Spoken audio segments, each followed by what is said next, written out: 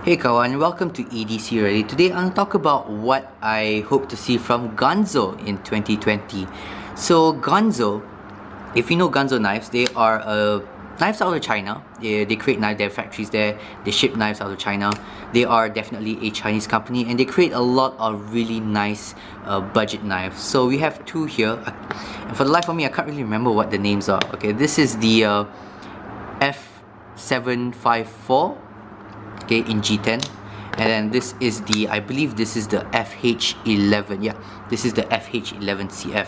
And to be honest, now Birdshot IV, the YouTube channel, has talked about Ganzo quite a lot, and then they define this brand of knife as like a gateway drug kind of knife. When I say gateway drug, is that these are the kind of knives that are really inexpensive. I think this is only like 25, 27 USD, and this is like 17 to 20 USD, but it has a lot of features that make it comparable to knives that are quite a bit more expensive than them. And then for those people who want like their first knife that is built off of a good quality, of good materials, this is a great way to introduce them to the knife EDC world.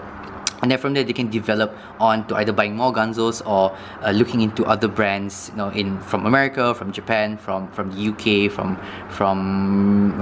all other amazing makers from around the world.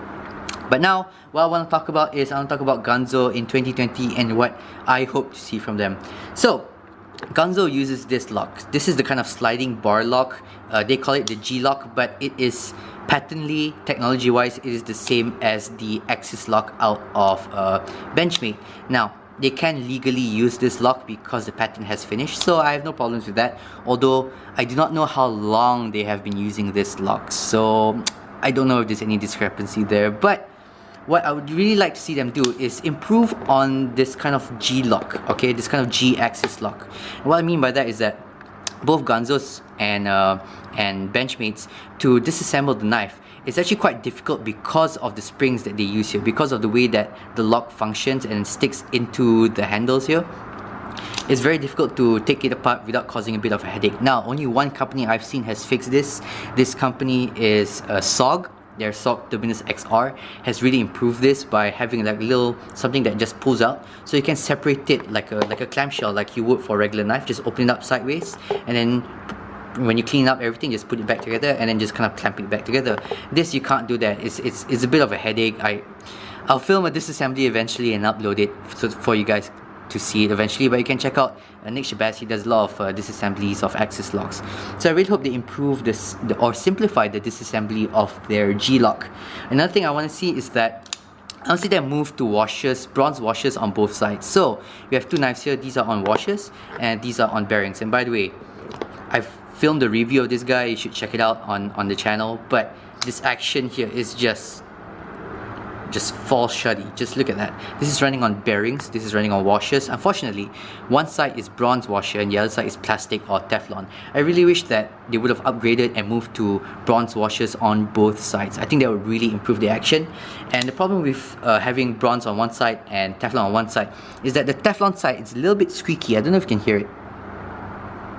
There's a bit of blade play, and then it's a little bit squeaky because the bronze doesn't compress, but the plastic or the Teflon compresses, which is why on one side it doesn't rock, on this side it does very much rock. So now I really hope they improve that for future versions. I know that some of their future knives, some of their other G-lock knives, they've moved to bearings, and that makes it extremely fall shutty.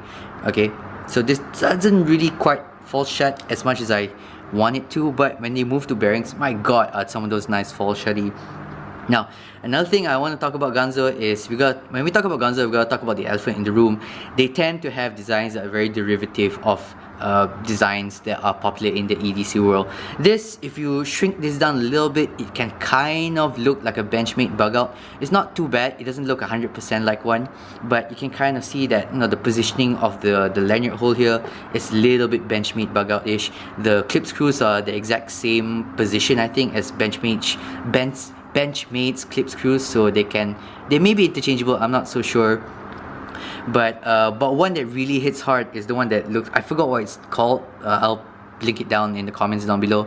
But it looks a lot like the Rat series, like a Rat 1 or Rat 2. The only difference is it has an axis lock instead of a liner lock.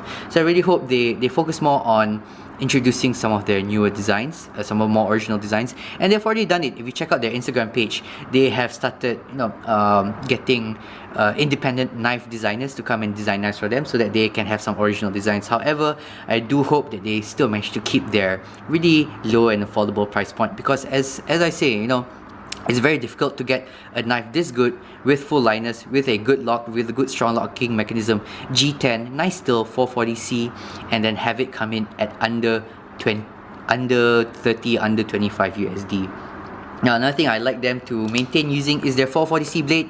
A lot of their new stuff come in D2 because the market likes D2, and I can understand the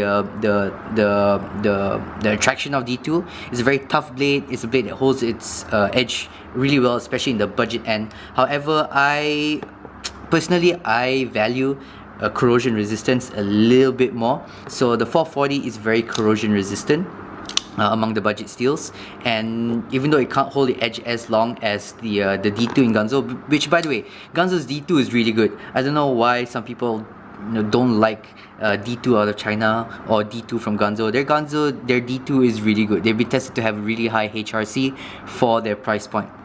So yeah, I mean, I just really like their 440C. And last but not least, this is just in regards to their flippers. I really hope that they improve their detents. So far, every Ganzo I felt, even though they have amazing bearings, okay, they have this amazing drop shot action, like that, their detent is really weak. I can almost just flick this out. Hold on. There we go. You can actually flick this out because the detent is so weak, and with every flipper they have, I feel like their detent is weak. So they have great like on the coming shut action here, but if they could just improve the detent, that opening action, okay, if they can just improve that detent, then this will be an amazing budget flipper. Amazing deep carry pocket clip. We have a G10 with carbon fiber on top of that. Great action, good steel. It's just, if that detent was just a little bit better, this would be like the perfect sub $30 flipper knife. Okay guys, so that's all I got here, the Ganzo 2020. If you watch this video, I really hope you can make those improvements. Anyways, these are just my opinion. I do not speak for the vast majority of people, because at the end of the day, these are just my personal preference. So as always guys, hope you guys have a great new year. Check out the description down below, my Patreon page. You can check out Thomas Tools. You can use my promo code to get a discount, and of course, as always, stay ready.